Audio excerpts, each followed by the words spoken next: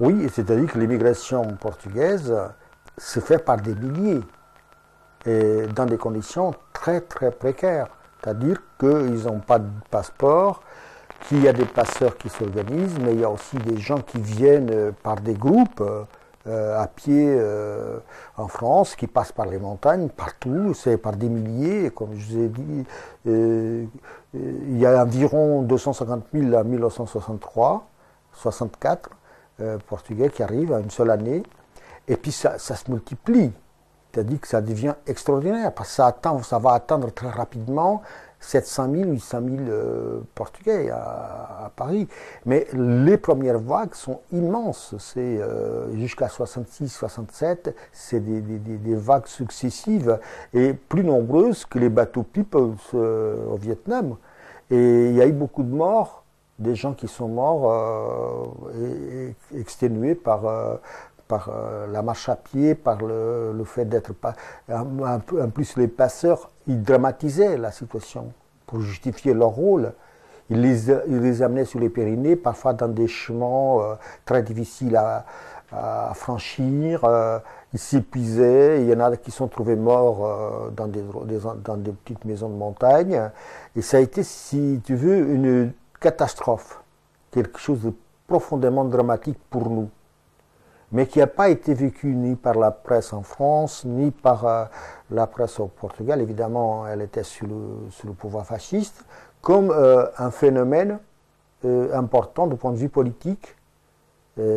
Cette massive fugue de la population portugaise vers un autre destin, quoi.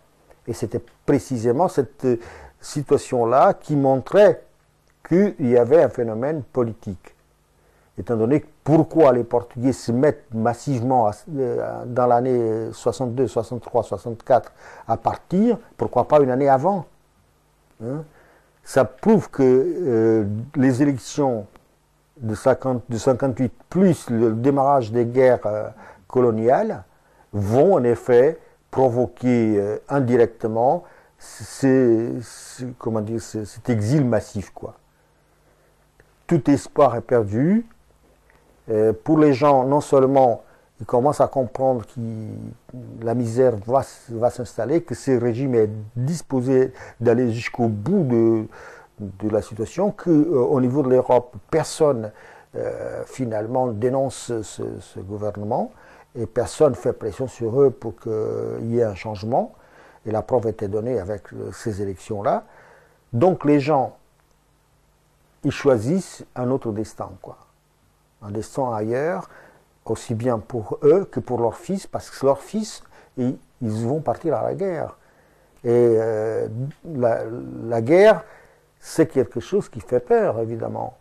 Et on a une chose absolument inuite dans l'histoire des armées, c'est que l'armée portugaise, étant la plus petite, ou une des plus petites du monde, a eu la plus grande désertion des histoires de l'armée, parce qu'il y a non seulement les réfractaires, c'est-à-dire ceux qui ne se présentent pas, comme ceux qui étaient à l'intérieur de l'armée et qui se tirent qui se taillent avant de partir dans les colonies, quoi. Et ça, c'est un tout qui ne peut pas être dissociable. On ne peut pas dire voilà les immigrés économiques, voilà les réfractaires, et voilà, la politique au Portugal, c'est-à-dire la guerre coloniale, c'est un conflit vu de l'extérieur comme un conflit à part, quoi. Alors que c'est, si tu veux, une sorte de désaveu de ces régimes, et en même temps une réaction, à mon avis, profonde au niveau des populations, parce qu'elles n'étaient pas politisées. Les paysans qui arrivent ici ne sont pas politisés, mais ils savent qu'il faut partir. Et à ce moment-là, pas avant, pas 2 ans avant, ils savent que c'est là, qu'il n'y a pas d'autre possible. On est arrivé au bout du rouleau. Donc, je me sens, d'une certaine manière, un peu un signe avant-coureur, puisque je suis venu avant. Quand je suis venu, c'était quelques mois avant, mais par la suite, c'est donc des flopées de gens qui partent dans toutes les conditions, avec passeport, peu Donc il y en a qui sont venus dans des conditions les plus diverses, dans des camions chargés d'animaux, cachés à l'intérieur.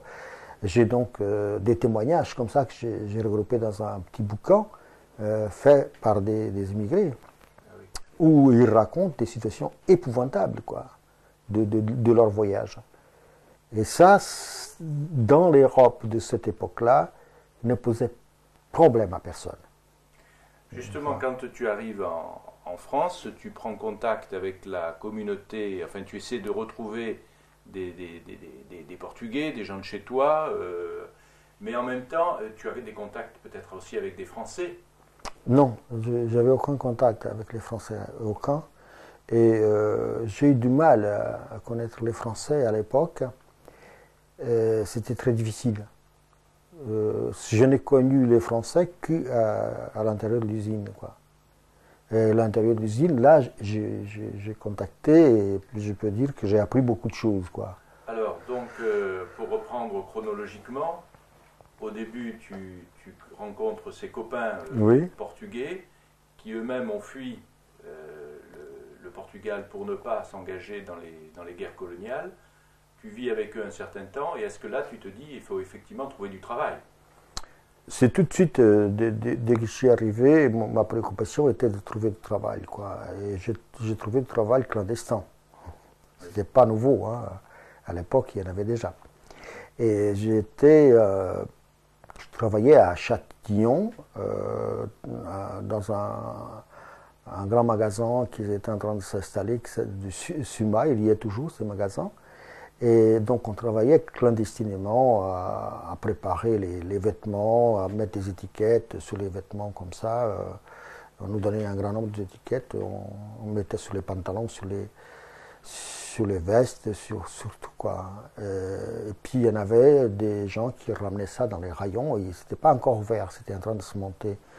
Et c'était très difficile d'y aller parce que maintenant c'est facile, il y a le métro qui va et tout ça. Moi j'habitais à Saint-Antoine, donc métro Bastille, j'y allais, après je prenais un bus et tout ça. Et c'était tellement mal payé, ce qui faisait que tout ce que je gagnais, c'était ce que je dépensais dans la journée. Donc il ne fallait pas que je mange le soir, puisque les transports, les billets de bus et tout ça, faisaient que c'était pas assez, quoi. Et il fallait gérer ça très bien pour qu'au moins ça n'entame pas toutes mes petites réserves que j'avais fait un peu avant de partir, parce que je savais de toute façon qu'il fallait partir, quoi. Il n'y avait pas de solution pour moi, autre, et qu'il fallait vraiment partir. Et donc j'avais des petites réserves, et là-dessus j'étais très attentif. En même temps, j'avais comme une sorte de préparation qui a été faite par le fait que ma famille a toujours vécu un peu dans la misère. C'est-à-dire la misère, mon père avait du travail de 15 jours, 20 jours, un mois, et puis parfois il n'y en avait pas pendant 2 mois. Donc il y avait une très grande instabilité à ce niveau-là, et ça m'a donné des réflexes pour m'aider à ne pas perdre mon pied à ce niveau-là. Et c'est ça qui a un peu joué négativement par rapport à mes 2 copains. Un qui, son rêve était de s'inscrire, il était beaucoup plus jeune, de s'inscrire à l'armée étrangère, comment ça s'appelle, la Légion étrangère. Et l'autre qui était un garçon d'une autre couche sociale, dont le rêve c'était d'aller tout simplement draguer des gamines et tout ça, et aller au bal. Et je devais les tenir, moi, à l'amant. Et du coup, j'ai perdu ce garçon comme compagnon, et je me suis trouvé tout seul, en gros. Et évidemment, j'ai eu une chance extraordinaire, c'est qu'à ce moment-là, les usines Renault ont ouvert l'embauche pour la première fois, parce qu'il y avait plus de 10 ans qu'il n'y avait pas d'embauche dans cette usine. Et Renault, c'était vraiment...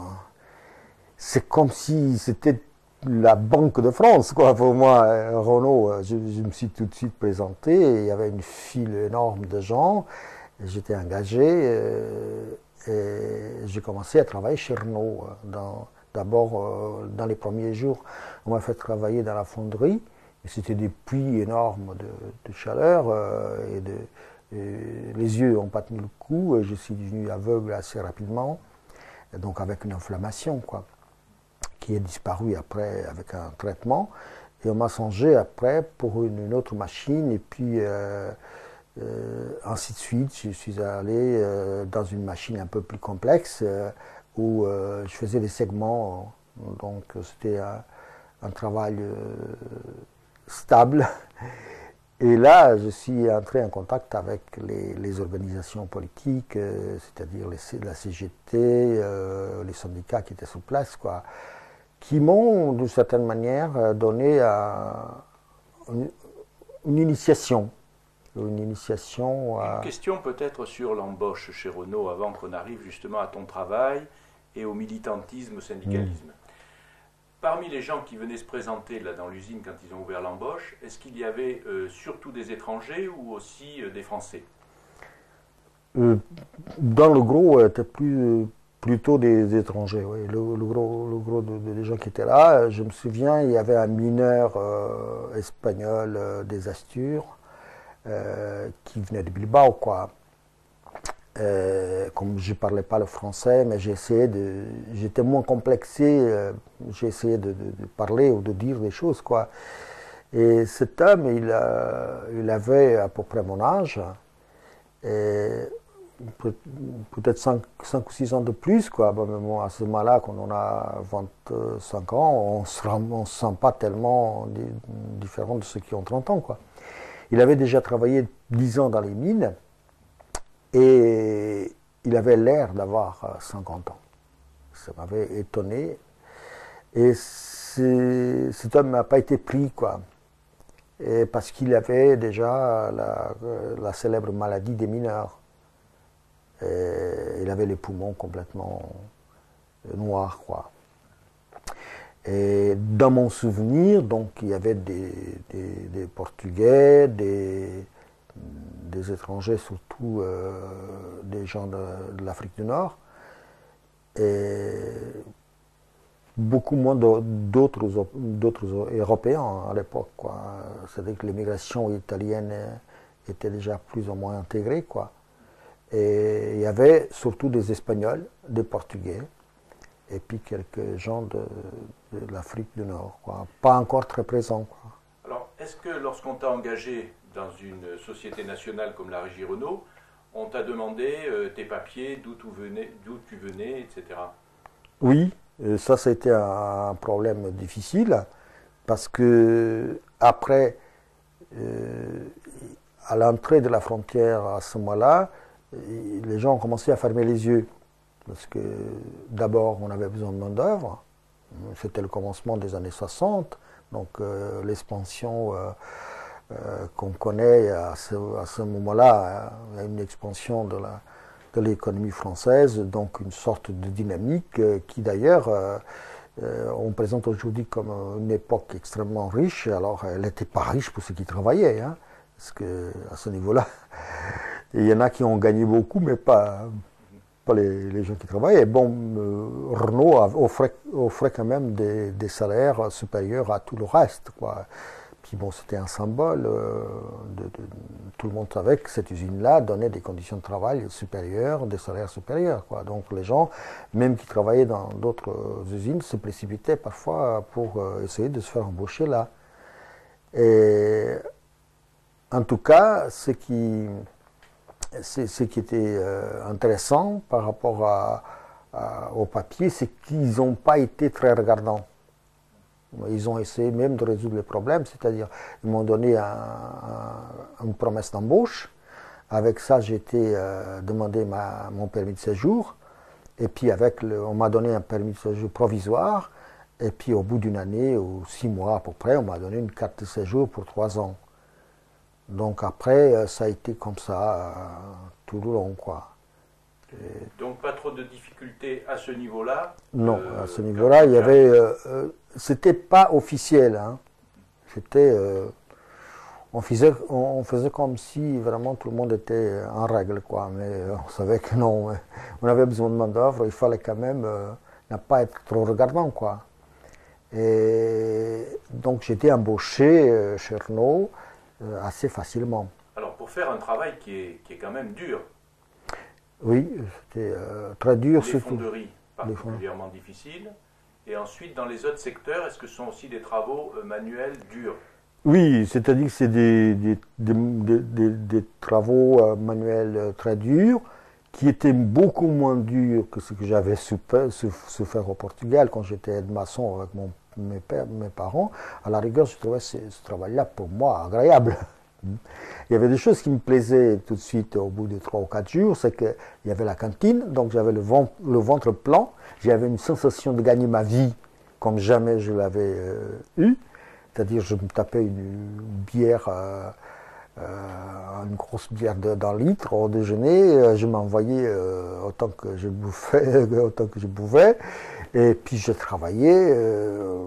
C'était pas insupportable. Évidemment, je n'avais pas non plus la conscience, parce qu'après les autres m'ont dit, attention, hein, ces machines-là, elles ont un liquide qui est très dangereux, et il faut qu'ils te donnent une prime d'insalubrité. Bon, et les autres m'ont commencé à me montrer les dangers que je courais, parce que pour moi aussi, ils m'ont tout de suite encadré et dit, bah voilà, il ne faut pas que tu fasses plus de pièces que ce qui est marqué pour ce poste-là. Tu dois faire 16 000 pièces par jour, tu n'en fais pas une de plus, parce que sinon, ils vont monter cela... les cadences, ils vont exiger davantage de pièces. S'ils voient que tu fais ça à l'aise, ils vont te demander beaucoup plus. Si ça n'arrêtera plus jamais, plus tu feras, plus ils te demanderont d'en faire. Donc ces choses-là, je n'arrivais pas à les comprendre. C'était dit en français. Et moi, je ne comprenais rien. Mais les types... La communication, ils en savaient, hein, un paquet. Donc il y avait un vieux à côté de ma machine, qui travaillait avec une autre machine, qui peu à peu a tout de suite pris en compte mon entrée dans l'atelier, il a commencé à me dire ce qu'il fallait faire par des gestes, un tas de choses comme ça. Même une chose absolument extraordinaire, c'est qu'au bout de 8 jours, il avait très bien compris que je n'avais plus d'argent, puisque je n'allais plus à la cantine manger et je restais là dans un coin pendant mon heure de repos, quoi, de déjeuner. Il avait très vite compris, il ne m'a rien dit au bout d'un moment, et il m'a dit, tiens, voilà, 70 francs, c'était beaucoup à l'époque, 70 francs, tu vas manger, et quand tu reçois ta paie, tu me les donneras. Et je ne lui avais rien demandé. Il avait tout pigé, tout. Ce vieux, il pigeait tout. Bon, pour moi, c'était un vieux, je pense qu'il n'était pas si vieux que ça, quoi. En tout cas, ça m'a beaucoup... c'est un souvenir très, très, très douloureux, parce que 2 jours ou 3 jours ou 4 jours avant son départ à la retraite, il est tombé mort devant la machine, quoi. Il a eu une embolie et il est tombé mort, quoi. Et ça, c'est des choses qui marquent, quoi. Et en gros, c'est-à-dire que ces gens-là avaient quand même un souci de t'encadrer autant que possible, de communiquer des choses, d'expliquer les conditions de travail, quand il fallait arrêter. Moi, finalement, je faisais la grève pour tous les syndicats, puisque je ne connaissais aucun. Il y a un qui venait, qui me disait, il faut que tu arrêtes. Moi, j'arrêtais. Il me disait pas, je ne comprenais pas, mais il me disait par des signes, et puis voilà, quoi. Et alors, là, comment est-ce qu'on... Bon, il y avait ce compagnon de travail, solidarité ouvrière, avec ce que tu considérais comme un vieux à côté. Mais est-ce que les syndicats, justement, chez Renault, qui étaient très organisés, très puissants, ont pris contact avec toi quand tu es arrivé? Pas du tout, non. Ça a été comme ça, d'une manière informelle. Je savais après, j'ai commencé à savoir qui appartenait à tel syndicat ou qui. Moi, tu vois, c'est ces vieux-là qui, à un moment donné, disaient non. Quand l'autre me disait d'arrêter, il me disait que non. Et moi, je ne savais plus à qui je devais qui je devais satisfaire, puisque il y avait un qui me disait de s'arrêter, l'autre me disait que non, quoi. Évidemment, j'allais plutôt dans la tendance de vieux, parce que le vieux, il m'avait donné des preuves d'amitié, quoi. Mais je pense qu'il y avait là donc des syndicats très différents qui s'affrontaient dans la clientèle, quoi. Donc j'obéissais, à un moment j'obéissais aux vieux, parce que le syndicat se manifestait pas directement.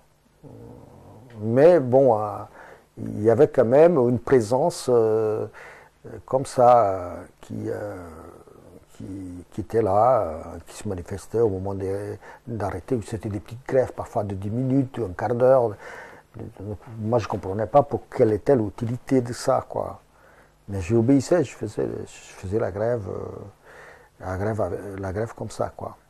Alors toi qui avais une conscience politique quand même, puisque tu avais pris conscience de pas mal de choses avant de quitter le Portugal, est-ce que tu essaies de comprendre ce qui se passe en France sur le plan politique? Parce qu'à l'époque, c'est aussi la guerre d'Algérie, c'est le début de la guerre du Vietnam avec les Américains, il doit y avoir aussi des répercussions dans l'usine. Oui, c'est-à-dire que j'avais pas une conscience politique. J'avais, si tu veux, une sensibilité sociale, je dirais, un terrain prédisposé pour acquérir une conscience politique, que j'ai fini par acquérir, quoi. Mais au fond, c'était la révolte un peu. L'expérience de la souffrance, l'expérience de ma ville où je comparais les pauvres avec les riches, c'était tout simplement ça, quoi. Et qui m'avait indigné. Je ne t'ai pas raconté, mais par exemple quand j'étais gamin, dans mon quartier, il y avait les dames catholiques qui venaient dans mon quartier pour filer les vieux pantalons, les vieilles chaussures de leurs bambins aux pauvres de la rue. Donc il y avait des vasants qui avaient des gamins, et moi quand je les voyais arriver de très loin, je commençais à leur jeter des pierres. Pourquoi je leur jetais des pierres? Ben, je sais pas, dans ma tête, c'était des salopes, quoi, en gros. Ce qui me valait après des bonnes fessées de ma mère, en me disant, oui, mais les voisins, ils ont des chaussures et des pantalons, et tu n'as rien, il faut que je te les trouve, et tout cela, bien que ma mère n'était pas catholique pour rien, quoi. Mais je laissais pas, je ne songeais pas, quoi. Donc, je crois que ces sentiments, je dirais, cette sensibilité aux phénomènes sociaux, à ma condition sociale, était menée par je ne sais pas quelle raison, étant donné que je me comportais comme ça, instinctivement, je me révoltais comme ça. Et c'est marrant parce qu'avec le temps, j'ai découvert que ce garçon, en effet, qui était toujours bien habillé de ma voisine, il était entré au séminaire. Bon, et des salades pareilles, c'est des choses que je n'enviais pas, quoi. Et donc, je pense que la sensibilité politique s'est formée par une observation un peu instinctive de mon environnement, de ce qui était ma famille, ce qui était autour. Bon, et puis ces choses dont j'étais très marqué, c'est-à-dire les échos très lointains de la guerre civile espagnole qui arrivait là, tout ça faisait un petit noyau qui s'est introduit en moi et à partir duquel j'ai ancré peu à peu mes consciences, quoi. Ce sentiment d'appartenir à une classe. Alors, à la Régie Renault, est-ce qu'il y a d'autres Portugais quand même? Quand je suis arrivé à l'usine Renault, il y avait en effet un seul Portugais dans cet atelier. Il y avait des Italiens, Siciliens. Il y avait un garçon espagnol. Et il y avait un garçon arabe. Tout le reste était des Français, peu d'étrangers encore, professionnellement. Et dans les jours qu'on suivit, j'ai connu un Portugais qui était venu en France dans les années 20, lors de la 14-18 et qui était resté là. Et qui ne parlait plus du tout portugais, il sortait quelques mots comme ça, quoi. Mais qui était la marque de la première vague d'immigration portugaise qui a eu lieu entre les années 20 et les années 25, quoi. Qui a été stoppée après parce que la crise s'est réinstallée au niveau en Europe. Mais il y a eu donc cette première vague entre les années 20 et 25. Et cette vague de portugais était donc très limitée. Et il y a resté quelques milliers à l'époque de Portugais, mais peu quoi. Ils étaient dispersés. Le seul que j'ai rencontré, c'est celui-là. Et donc l'autre Portugais était un type plus âgé que moi, qui était venu aussi une année avant. Et lui était tailleur au Portugal. Après, je me suis en effet mis de relation avec lui parce que j'ai réussi à le faire travailler avec ma machine pour qu'on ait les tours comme on voulait. Parce que là, on faisait les 3-8. Et avec lui, je me suis arrangé et j'ai insisté avec le contremaître. Je faisais toujours le tour du matin et il faisait le tour du soir. Et quand on y avait ras-le-bol, on inversait, quoi. Et j'ai emmerdé je parlais pas, mais j'ai emmerdé le contremaître à un tel point qu'il me disait, ah, les Portugais, ils ont une tête dure. Dure, il disait. C'était vraiment très dur. Et ça faisait chier un peu les syndicats parce que j'y allais directement. Je ne demandais pas aux délégués syndicaux d'aller discuter mon truc. Parce que comme je n'arrivais pas à m'expliquer, j'y allais par des gestes et tout ça. Et puis avec l'autre, qui n'arrivait pas non plus à parler, tu vois. Il disait que oui, et bon, et moi je parlais en portugais, je faisais des gestes, puis voilà, ça a été ma première relation. La deuxième chose qui a été intéressante à ce moment-là, c'est que je suis entré au Parti communiste espagnol, parce que ce garçon qui était là était un militant du Parti communiste espagnol.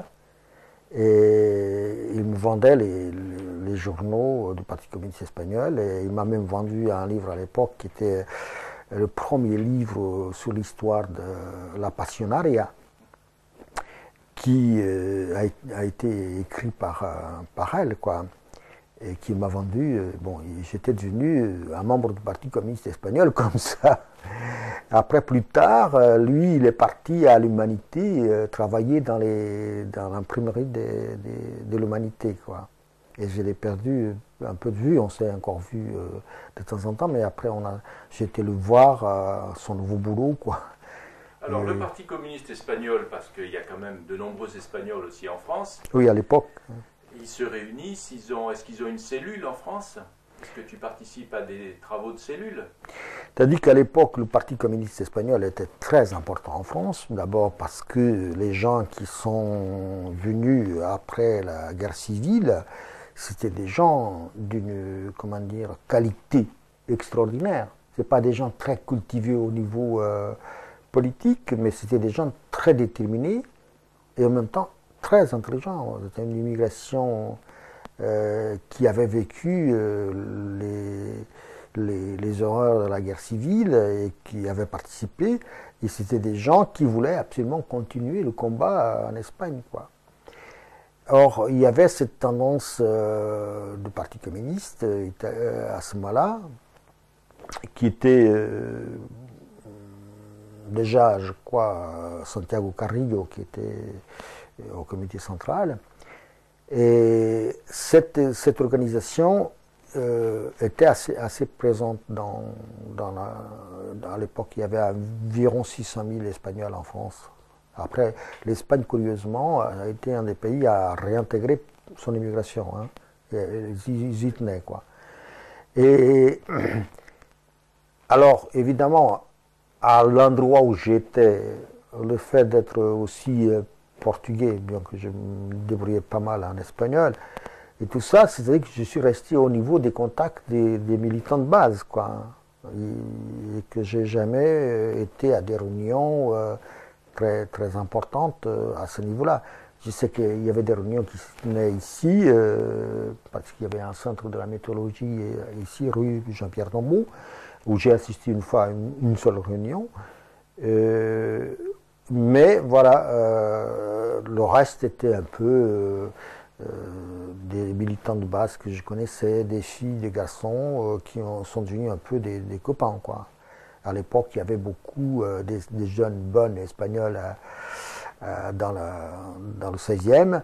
Et notre grande sortie le dimanche était aller au Trocadéro rencontrer ces jeunes femmes espagnoles, étant donné que l'immigration portugaise était très récente. En plus, l'immigration portugaise était une immigration d'hommes, a été très longtemps une immigration d'hommes. Les femmes n'immigraient pas. Donc, c'était les Espagnols qu'on allait voir. Et on allait au bal, c'était un bal magnifique à la salle Wagram.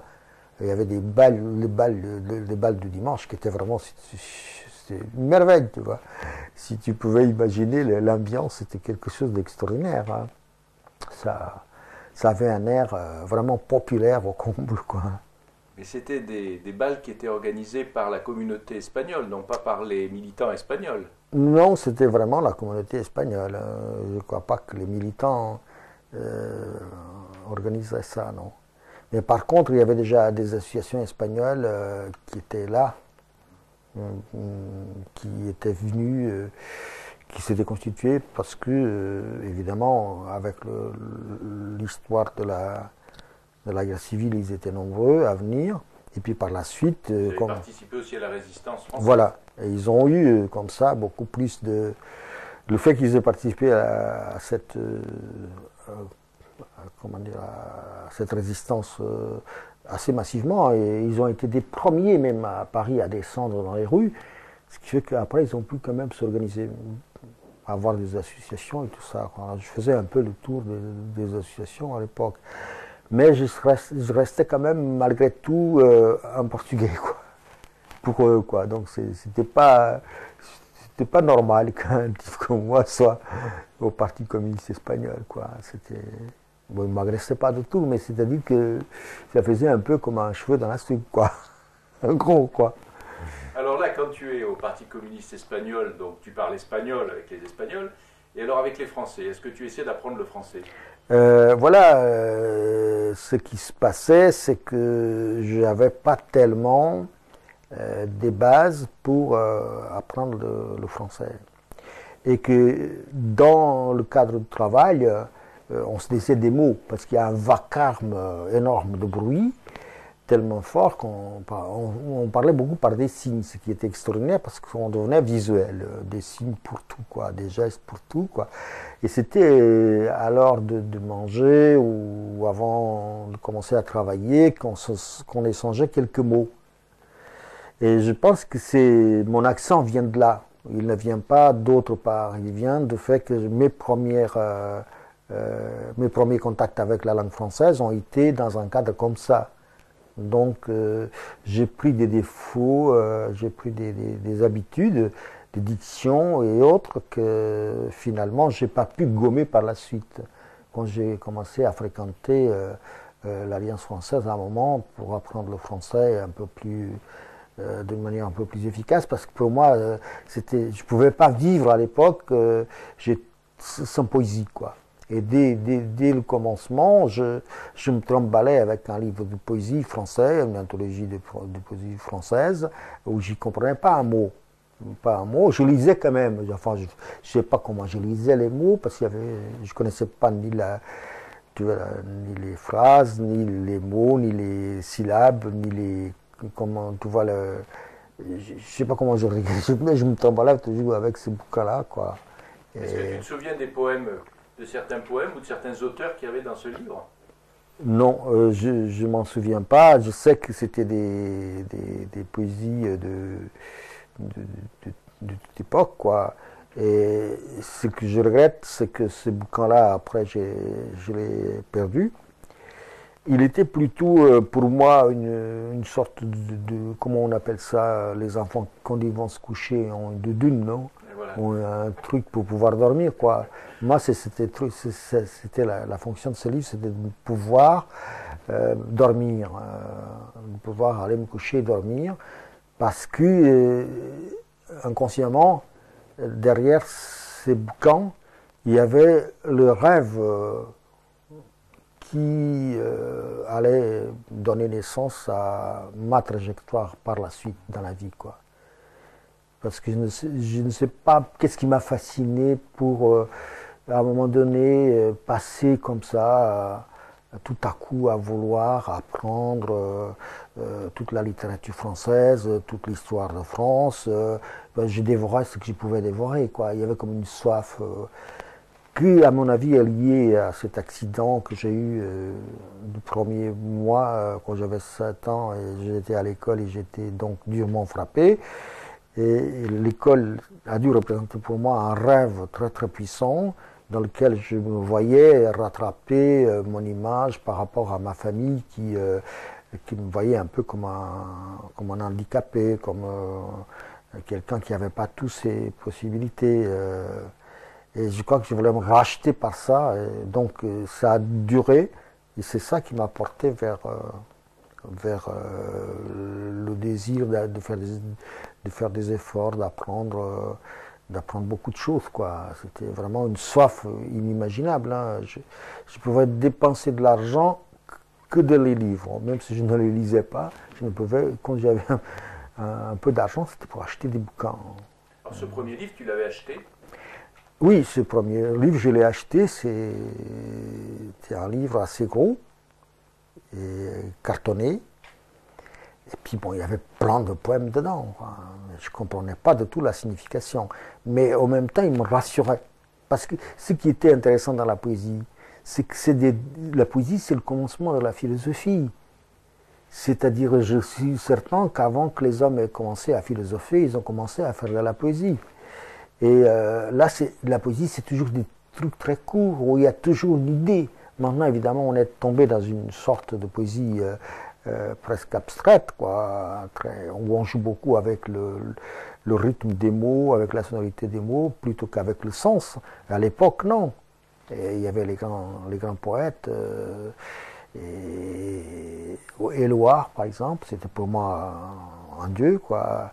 Et puis, bon, la découverte de Prévert aussi, de tous ces genres de poètes de cette époque-là. Et ce qui est curieux, c'est qu'un jour, je suis venu à connaître les frères Prévert, Pierre et Jacques, quoi, un peu plus tard. Et en tout cas, il y avait dans mon attitude inconsciente, finalement, les prémices de ce qui a été un peu la démarche de ma vie, quoi. Alors, tu es encore ouvrier donc chez Renault quand tu commences à t'intéresser aux livres, à la littérature. Mais est-ce qu'il y a des possibilités, étant ouvrier, de se cultiver? Est-ce qu'il y a des bibliothèques? Est-ce qu'il y a des films auxquels on peut assister? Peut-être qu'il y avait ça. En tout cas, moi, à l'époque, je n'ai jamais eu connaissance de ça. J'ai eu connaissance, donc, j'avais la mutuelle. Je savais qu'il y avait d'ailleurs, je l'ai utilisé, malheureusement pour moi. Les services médicaux de la mutuelle, ils m'en ont fait des dégâts, quoi. Ils m'ont arraché les dents, mais ils m'ont pas lié les tissus. Après, par la suite, il y a tous les dents qui tombaient. Mais du point de vue lecture, ni les syndicats, ni les partis présents, mis à part les petits tracts qu'ils distribuaient à la sortie, il n'y avait rien, il n'y avait aucune incitation. Et ça, c'est, je pense, une des choses qui m'a fait comprendre très vite que les partis, c'était quelque chose d'assez rudimentaire. Normalement, les partis sont très réactionnaires en soi. Pourquoi? Parce qu'ils veulent des adhérents, pas des militants. Quand ils veulent des militants, c'est qu'ils veulent des garçons de course pour aller faire le boulot qu'ils n'aiment pas faire, quoi. Mais j'ai jamais vu des partis dans lesquels on disait, bon, moi, nous on est le Parti communiste, les ouvriers, ils ne savent pas ce qu'est Marx, on va essayer de trouver une manière pour qu'ils apprennent ce qui est la dialectique, ce qui est le marxisme, c'est-à-dire ce qui est toute la pensée marxiste, quoi. Non, pas de tout. C'est pour ça qu'il y avait où tu es adhérent, un peu comme tu peux être adhérent d'une association de colombophilie, ou un truc comme ça, tu paies ta cotisation, ou alors tu es militant, tu es le garçon de course, quoi. et ceux qui sont en haut te donnent des ordres et à la rigueur te méprisent. Et quand j'ai commencé à comprendre ça, évidemment, même quand je me commençais à balader avec des livres de poésie, tout ça, c'était pas très bien vu, hein, c'était pas dans la classe ouvrière, tout ça, c'était déjà une prétention, quoi. Il y en avait même qui m'avaient fait comprendre que j'avais là des mauvaises habitudes.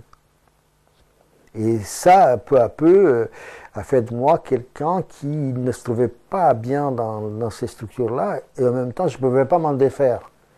Parce que j'en avais besoin, j'avais la conscience que j'avais besoin d'un encadrement.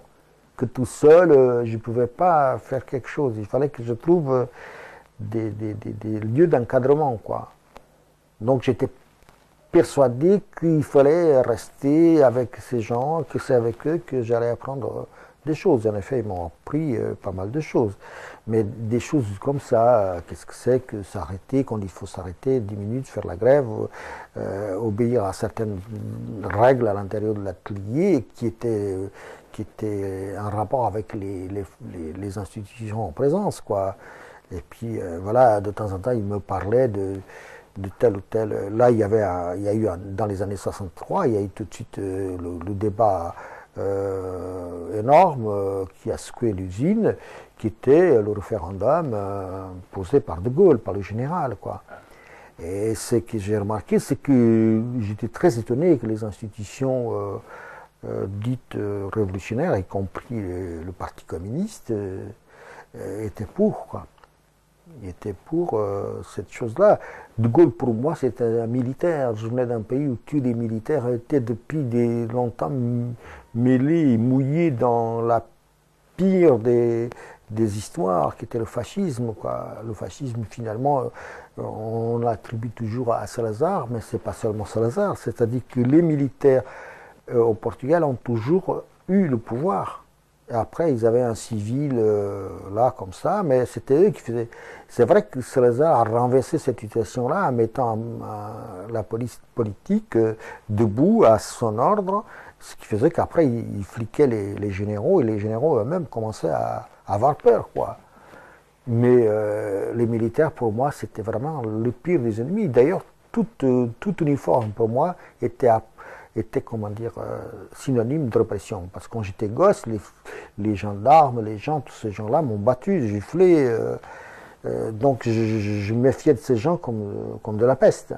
Dès que je voyais un uniforme, pour moi, c'était synonyme de malheur, quoi. Même si je n'avais pas la conscience de l'antimilitarisme, ni de rien de ça, quoi. C'était l'expérience même vécue, quoi. Et alors que le Parti communiste français se soit prononcé pour le oui au général de Gaulle, ça te gênait? Moi, oui, évidemment, je n'étais pas suffisamment au courant de ce qu'était la vie politique française, mais pour moi, en général, c'est un général, il reste un général. Et il ne faut pas jamais faire confiance à un général, même s'il y a des généraux qui, à un moment, cessent d'être à l'armée et deviennent autre chose, quoi. Mais en principe, tout le monde peut se tromper, mais quand on sait qu'on se trompe, on enlève son uniforme et on fout le camp, quoi. Et dans ce cas-là, pour moi, c'était une aberration de soutenir le général de Gaulle dans ce référendum qui a fait basculer le régime français dans le présidentialisme, quoi, qui aujourd'hui, finalement, apparaît comme un cancer, quoi. Étant donné qu'on pense toujours que le président va être un homme providentiel, on attend le Messie derrière lui, qui va résoudre tous les problèmes, quoi, qui va être vraiment... ou alors il va superviser toute la France, il va empêcher les gens de faire des bêtises. Il y a là le culte de la personnalité tout entier. Dans ce système, il y a aussi l'idée de roi, quoi, de l'homme unique qui est à la fois représentant d'un parti, mais tout en ne l'étant pas. C'est ce qui est extraordinaire, quoi. Disons, le président, une fois qu'il est président, il devient président de tous les Français. N'empêche que il n'y a aucun président de la République en France qui ait été élu sans qu'il ait un parti derrière. Ce qui montre que ce n'est pas un citoyen quelconque qui peut y arriver. Donc il y a toutes ces structures-là qui vont le mettre debout. En plus, il va évidemment être conforme au pouvoir qui va l'élire. C'est pour ça qu'à la rigueur, bon, le fait que l'avantage de la France actuellement, c'était d'avoir un homme de gauche au pouvoir, soit président, et un gouvernement de droite, ou vice-versa, avoir un gouvernement de droite, de gauche et un président. Au moins, il faut diviser les forces, quoi. Parce qu'en divisant les forces, c'est plus facilement équilibré. Autrement, pourquoi avoir un président et un gouvernement? C'est d'un seul même parti, ça veut dire que tout le monde rêve d'un parti unique, donc d'une structure pré-fasciste. Et ça, donc, ça me faisait être contre, quoi. Ce qui faisait qu'automatiquement, les gens me repoussaient. Et alors là, à ce moment-là, quand arrive ce référendum, tu es au Parti communiste français? Non, parce que je venais d'entrer à l'usine. Donc j'avais été chopé par l'espagnol copain là, mais il y avait un copain, un jeune copain du Parti communiste français qui me considérait déjà comme un délard, quoi, parce que petit à petit, c'était un jeune homme, quoi, et on était devenus copains et tout ça, quoi, et donc j'étais proche déjà du Parti communiste, quoi, jusqu'au moment où en effet, où j'ai commencé à acheter l'Humanité, donc à recevoir tous les tracts qui étaient faits par le parti à l'intérieur, quoi. Ce qui a posé des problèmes parce que j'ai découvert que mon vieux, finalement, il n'était pas au Parti communiste. Donc là, j'ai eu des difficultés avec lui, quoi. Qui n'était pas content. Mais au fond, tout ça, ça se passait à un niveau très élémentaire pour moi parce que j'avais pas la maîtrise de la langue. Et je ne pouvais pas m'expliquer, je ne pouvais pas discuter, donc j'essayais toujours avec. Je faisais comme si je parlais un peu, j'y allais, j'expliquais un peu par des gestes, par des mots, par des ce que je trouve quand même aujourd'hui, il y a une tendance extraordinaire pour les gens à dire ah oui, la solidarité ouvrière, c'est du bluff et tout ça, quoi. Mais non, quand tu as vécu ça, je te jure, c'est pas pour faire l'apologie de quelque chose pour juste une question idéologique. Non, c'est que ça, je l'ai vécu et ça m'a donné une éthique. Et ça, je l'ai vécu. C'est peut-être spécifique. C'était peut-être spécifique à cette époque-là. En plus, Arnaud, qui était un bastion considérable de la classe ouvrière. Mais j'ai vécu cette solidarité-là quand j'ai quitté l'usine. J'avais pas un sou et dans les habitudes il faut payer un verre à tous les copains et tout ça. Ils ont fêté mon départ et ils m'ont fait un discours en disant attention, tu vas partir, mais si tu es en France, tu restes un travailleur, il faut que tu trouves du travail, tu vas pas devenir un vagabond et tout ça et tout ça. Ils m'ont fait la leçon et je l'ai accepté la leçon. Je ne la trouvais pas déplacée de tout et je me sentais vraiment inclus dans ces gens-là, et ils me disaient, ils savaient que ils avaient l'autorité pour me le dire, puisque je reconnaissais leur autorité, quoi. Donc je m'identifiais à ces gens-là.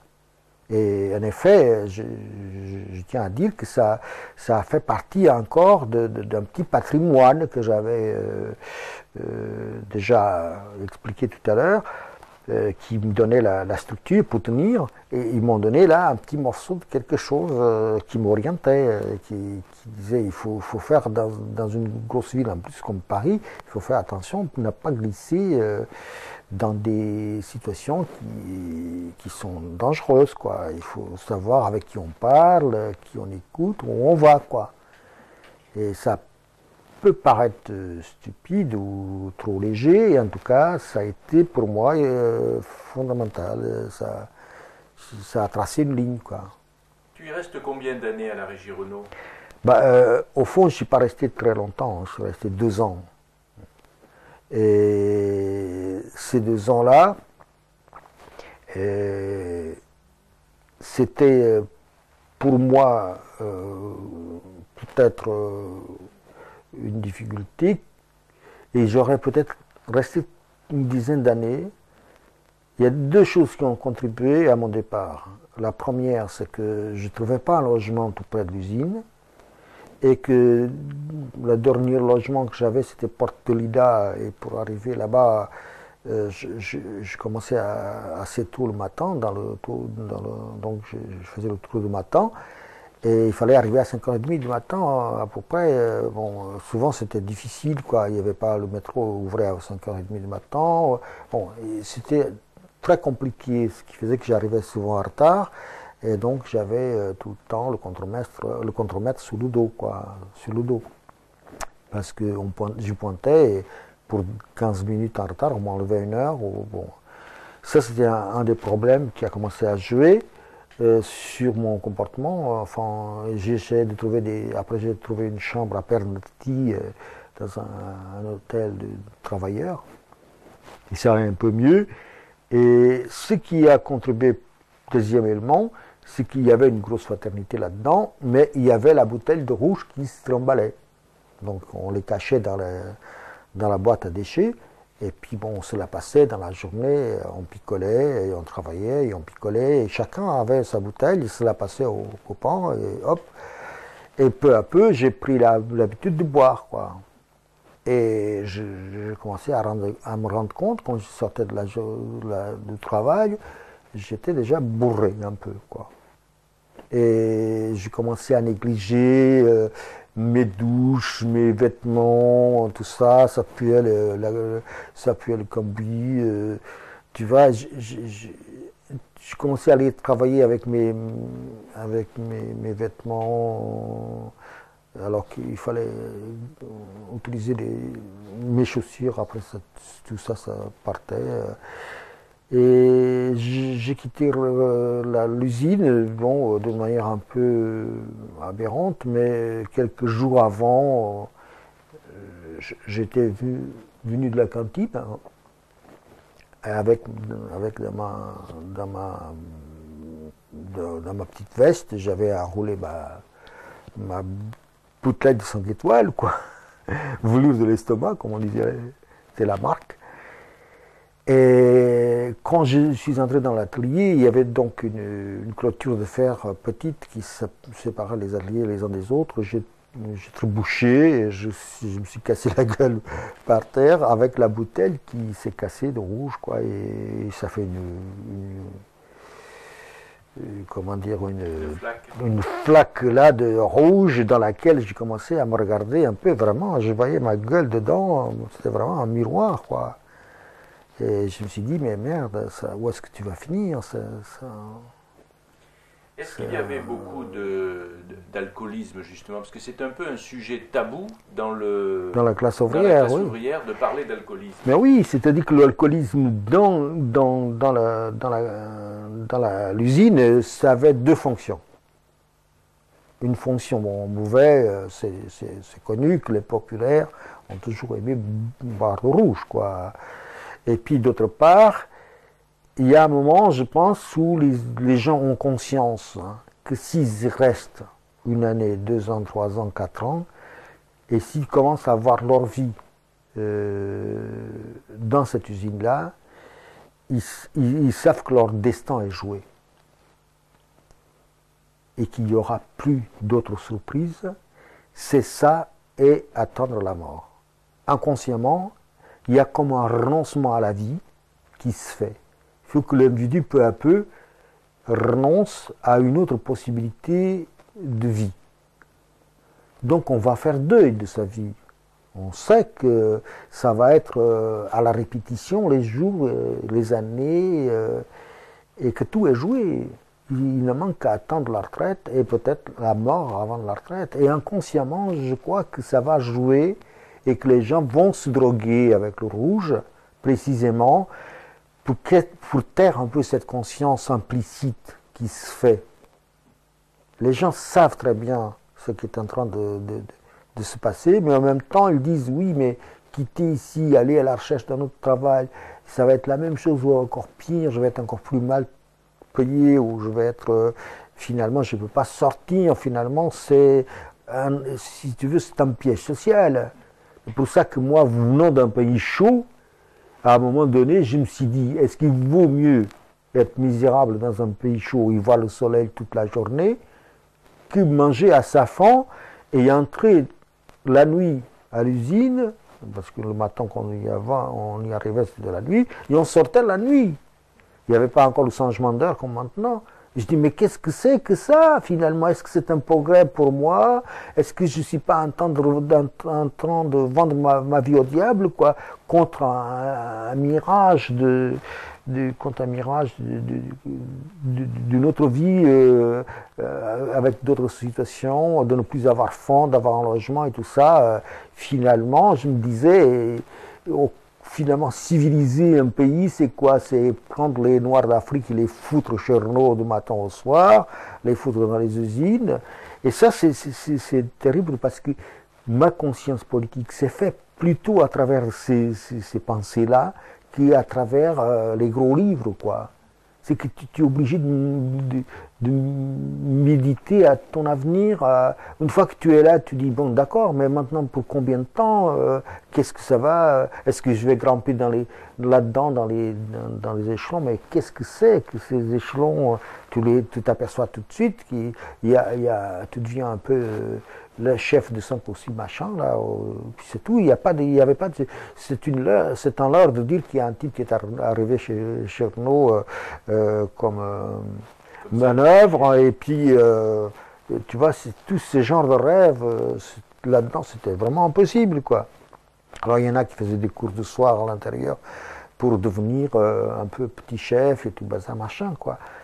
Mais moi, inconsciemment, ce qui me faisait jouer, c'était la notion de comparer une vie en plein air, au soleil, avec ses difficultés de s'alimenter, tout ça comme j'avais vécu là, et puis tout à coup, cette vie privée précisément d'espace, de l'air, de tout, contre un steak à midi, contre une chambre le soir, et bon, quelques sous en plus pour aller prendre une bière dans un bistrot ou un café, ou sortir avec des copains.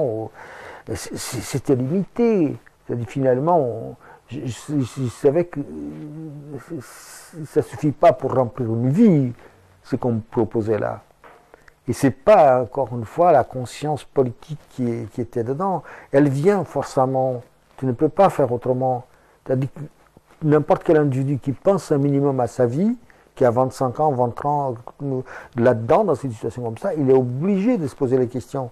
Sauf s'il a déjà intégré ça, s'il est déjà fils d'ouvrier, intégré tout ce genre de bazar. Autrement, pour moi, je faisais que me questionner, quoi. Même si le travail n'était pas très difficile, et bon, il y avait ces inhalations de pétrole qu'on utilisait avec la machine, qui était dangereux, qui faisait aussi des allergies, tout ça, de peau. Mais mis à part ça, le travail n'était pas si dur que ça. Ce qui était dur, c'était d'admettre que j'avais 24 ans et que je sortirais de là à 60 ans, et que d'ici là, ce serait toujours bon entrer le matin, la nuit, et sortir le soir, la nuit, quoi. Et puis voilà, prendre le métro, traverser Paris, aller dans sa chambre, se laver, essayer à 9h du soir d'aller voir un copain ou d'aller prendre un verre dans un bistrot, et puis il fallait se dire, mais demain à 5h du matin ou à 6h du matin, ou même avant, il faut que je sois debout, donc j'allais me coucher. C'était devenu une prison, une autre forme de prison, quoi, une autre forme d'esclavage, quoi. Donc, tous ces comptes-là, je les faisais. Évidemment, à ma manière, quoi, à la manière de quelqu'un qui n'a pas la formation habituelle des militants.